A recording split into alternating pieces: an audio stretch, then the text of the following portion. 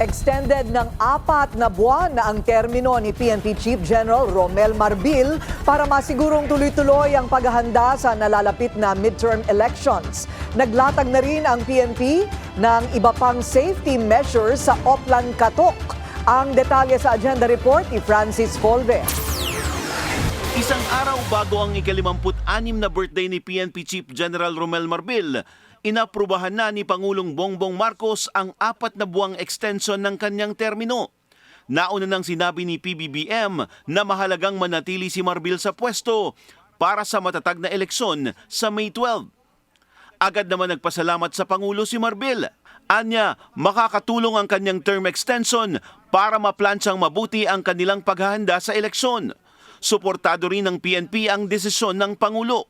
Itong kanyang extension will not only be focus po dito sa ating security preparation, may mga nakalatag po tayong mga programa, lalong-lalo na po dito sa mga organizational structure po na gustong ipatupad po ng ating PNP. So bagamat yan ay 4 na buwan, yung mga programa naman pong inilatag po niya ay inaasahan po natin na ito po ay magtutuloy-tuloy. Kasama na yan of course yung ating patuloy na pagpapalakas ng ating mga internal disciplinary mechanism.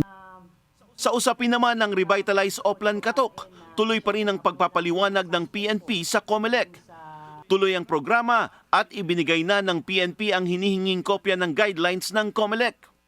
Ang binigay po natin sa kanilang kopya po ng guidelines ay yung pong inilabas in 2022 po at kagaya po ng ating explanation na bago pa lamang po tayo pumasok sa election period ngayong 2025 ay matagal na po natin ini-implement itong Revitalize sa Katok way back pa even prior to the enactment po nung reorganization po ng PNP ay meron na po tayong ipinatutupad talaga ng mga national program on firearms regulations.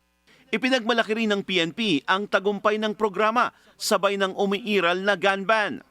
Sa katunayan, mahigit 16,000 ang nag-renew ng lisensya sa kanilang baril dahil sa Oplan Katok.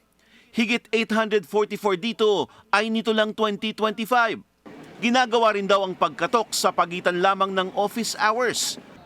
Maliban na lang kung hihilingin ng gun owner na ischedule ito sa ibang oras.